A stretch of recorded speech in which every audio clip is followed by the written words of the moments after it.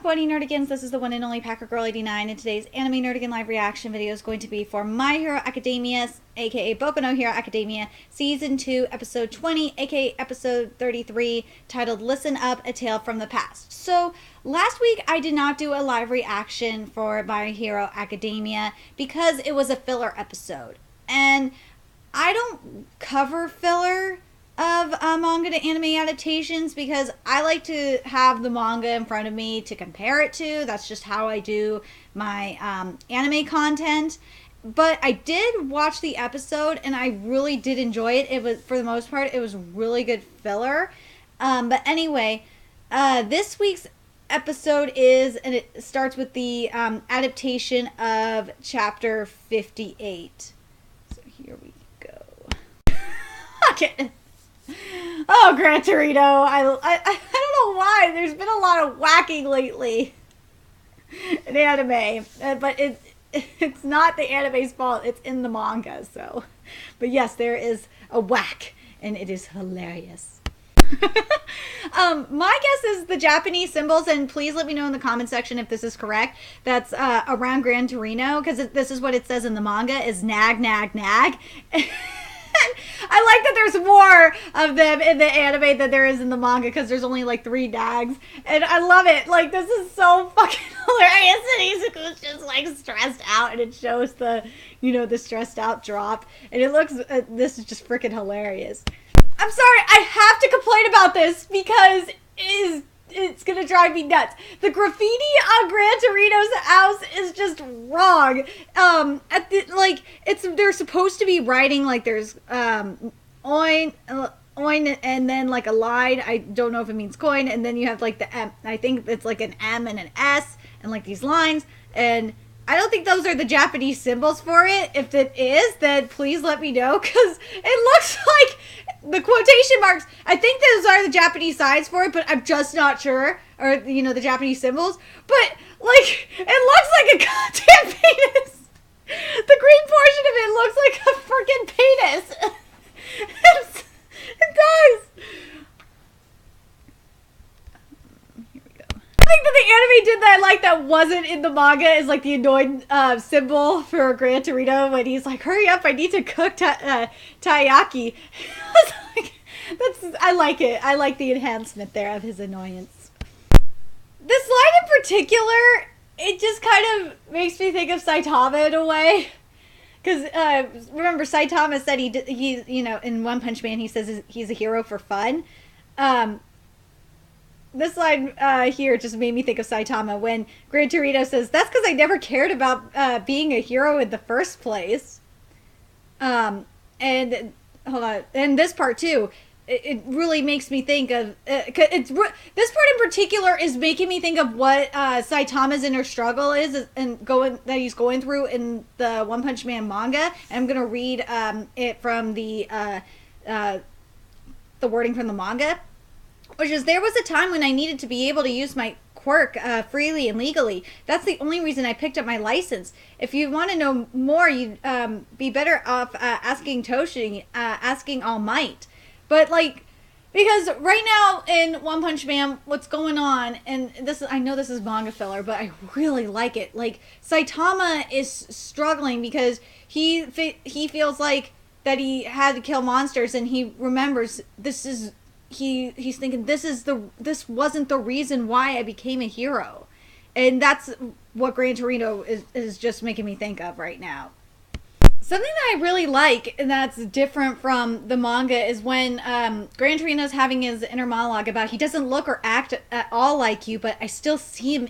I still see you in him, Toshinori, and you have that like image of All Might as Izuku is walking away, and I really like that. And this anime continues to prove why it's my favorite, because it is just matching panel for panel, frame for frame. It is matching, like it matches the art. Like the animators are doing such a wonderful job because the artwork is so perfect. And oh my god, I just love this anime so freaking much. love my Gran Torino as who Izuku is again. I love the question mark that's behind him. The coloring and everything is just really nice in this scene in particular. But this part was skipped, and this kind of bothers me because I know that the anime could have had this going while the inner monologue was going on, which was I hope Recovery Girl can do something about my leg. Probably not the arm though. Before the opening song, I just have to say it. This scene was freaking perfect. I love the additions that they did to it, because something that My Hero Academia just does really well is it enhances the chapter and with the adaptation and just makes it a lot better, and it makes me like the anime more than the manga, which is a good thing. I want the anime adaptation to do that. I want the anime to enhance what the manga has and make it better, because that's what I expect from it. My baby! Bakugo! Oh, my poor baby! But I love like the Kirishima reaction and shit. It's just so perfect. Oh my god, it's just great. Something that I like, this is what I like about the filler in particular, is that they took like the story from Froppy, which was just what she says in the manga is just training and patrol for me. Though one time we did catch some foreign smugglers, and the anime's been doing that even with the manga canon. And even though they made it a little bit of a filler kind of thing for the episode, they just make it they make it work, and I really really like that. That's one thing I really love about this anime. They make filler work. I love Ochako's. The look in Ochako's eyes are perfect. The facial expression is so perfect, and I love the coloring that they chose for her aura. I think that is so fucking cool. All women hide their demonic natures within them. I really like how Kaminari, when he's talking about the video, that it's like flashing to the video, like it's just like, I just don't understand, because I have to keep mentioning it because it bothers the fuck out of me that My Hero Academia even does like visual explanations better than Kakaguri. I'm telling you, Kakaguri does, like, if you do like if you read the manga while watching Kakaguri, it will piss you the fuck off. Yay! We're doing basic hero training again. Yay! I'm so excited. Holy crap.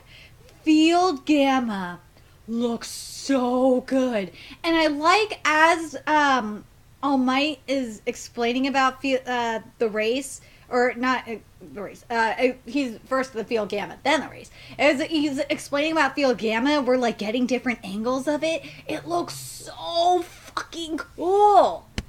Oh my god! Okay, when All Might talks about the distress signal, oh my god, visually, the explanation is so good. It looks even so much better than the manga. Kakaguri, why can't you do this? It's not that hard! I love it. All Might's like, you gotta keep the distraction to a minimum, and Bakugo's like, stop pointing at me, because he's pointing at him. It's just funny. I love that, like, when they're commenting on who's gonna win, like, Bakugo's like, Deku's gonna be last. He's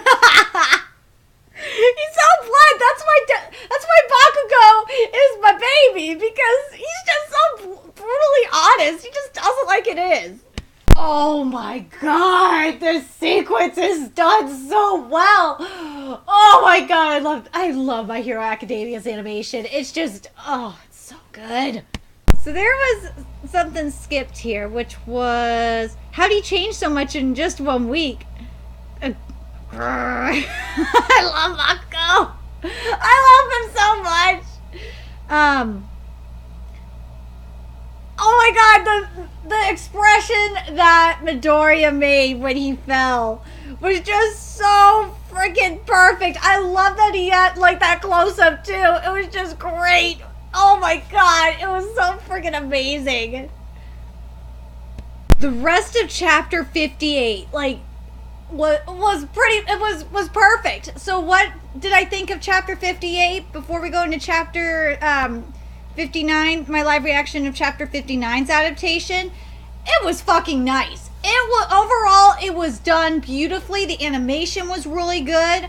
I really liked seeing the environment and everything. I liked how they explained. Of course, I love the visual explanations of the race. And I love my baby Bakugo, of course. It was, and I loved, and I love Gran Torino. Gran Torino is just awesome. Anyway, let's get to chapter 59's adaptation of the manga and see if it is good or maybe even better than chapter 58's adaptation. Because right now, for the most part, I think I like the anime a little bit more than the actual manga chapter in regards to comparing it to chapter 58. So I'm fine with this part being skipped. The time has come for an important discussion about me and about One for All. I'm totally fine with that because if it would have been in like a different episode, I would have been kind of pissed. But because this is in the same episode, I'm not mad about it at all. And they did change the scenes. He said it so serious. What could it be? I'm a little scared after a little bit of the locker room talk, which actually, I would say it was okay. For the most part, it did work, flow wise. Give me that. The discovery of the century is a peephole into the girls' locker room. That's SOB. She was able to. Oh my god, this is so perfect! Yes, when Jiro's earphone jack hit me during a square in the eye, that was just so goddamn perfect. It was freaking hilarious, too. I love Jiro's response, too. She's like, I'm the only one he didn't mention. Like the transition to All Might, and you have like a little Minarta going, my eye. His voice was so funny too. It was like high pitched, like chipmunk sound. It was just so funny. Oh my god, Toria's All Might imitation. Oh my god. I like the hypothetical was there when All Might tried to give the girl chocolate. That was just so perfect. Oh my god. Something I really like about the flashback is I really love how grainy it looks. I freaking love the coloring and everything. It is so cool. And the other thing is I forgot all this stuff about One for All. So it's good that I'm glad that I'm watching the anime right now. Because I totally forgot about this stuff about One for All. Because if I have to repeat where I'm at in the anime, I haven't repeated it. So where I'm at in the anime is, for this portion of the live reaction, is the truth about One for All. Something I wish the anime would have mentioned instead of the secret dealings, I wish it would have mentioned the Yakuza, because the Yakuza obviously is going to be coming up later if you're not caught up with the manga. Spoiler alert. There's an alliance going on with the Villains Alliance and Overhaul and the Yakuza. So I kind of wish that the Yakuza, and we get to see the history of the Yakuza, not only in Boku no Hero Academia, but we get to get a little bit of it in Vigilante Boku no Hero Academia Legals, which is the prequel to Boku no Hero Academia. Just in case you didn't know what I meant by grainy, I meant like how like the flashback itself kind of looks like an old movie kind of thing, but in color instead of like black and white. It's just so beautiful. I don't like, this is the first time I don't remember the last time I've seen a flashback in anime done like this. I really, really like it. How I think the best way to explain it would be noir. I think that would be, I'm curious what you guys think, but it looks very noir to me. So I'm gonna refer to like something that happened in the manga more of the recent chapters. So if you are not caught up with the manga, you might want to skip this part of the video. So basically, remember when All Might said that, or not All Might, it was Night-Eye that said that that All Might's gonna die within a year. I wonder if Midoriya is going to be fighting this, like, literally after All Might dies. Like, I am so curious if it's going to be within the year, this year time period that All Might has, like the time left, or if it's going to be after. Like, because he says it's going to be after, but I like, how many years is it going to be? Like, that's the thing that I'm really curious about. And I want to know what you guys think, especially those that are caught up on the manga. I want to know what you guys think. What do you guys think that's going to be within a year? Or do you think it's going to, or within the year that All Might's still alive, going to be alive? Or do you think it's going to be after he's dead? Also, I've got to talk about the flashback. How the flashback was done for, you know, the origin story for One for All was so beautiful. I loved the noir feel it gave. And I feel like that's appropriate because, you know, he was talking about the Yakuza. Well, in the manga, he talks about the Yakuza and stuff. But I really, and because the story itself is really dark, and I like how, because with the noir, it's a huge contrast to how the style of the animation for My Hero Academia when it comes especially to the coloring. So I really, really like that they had that contrast for such a dark origin story. So this is where the episode ends, and it's about like 3/4 of the way done with the chapter, and with chapter 59, and I feel like that is like the most appropriate part of the manga to stop it at. So what did I think of this? I have to compare it to the other flashbacks that we had this week, especially Made in Abyss. This was definitely the best one. We had flashbacks in Nanamara Senbatsu and Made in Abyss. This one was definitely the best because you had the full, first of all, you had the full flashback, which Made in Abyss did not have, and you had like all of the narration, which Nanamaru Senbatsu did not have as well. Nanamaru Senbatsu didn't have the dialogue either. But I just really liked that there was that, the thing in particular that I really liked about this flashback and about this origin story is just the style that it was done in. The style, that noir style was just so cool. I just really like that contrast. Anyway, let me know your thoughts in the comment section below. What did you think of this episode? This episode was really, really good. It's definitely better than Shikoku no Altar. Oh my god, that episode was a clusterfuck.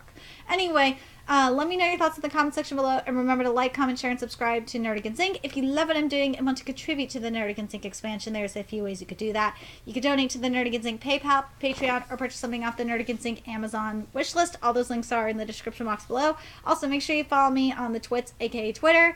Follow my Twitch channel, find me on PlayStation Network. All that's in the description box below as well. And until next time, Nerdigans, I'll be seeing you later.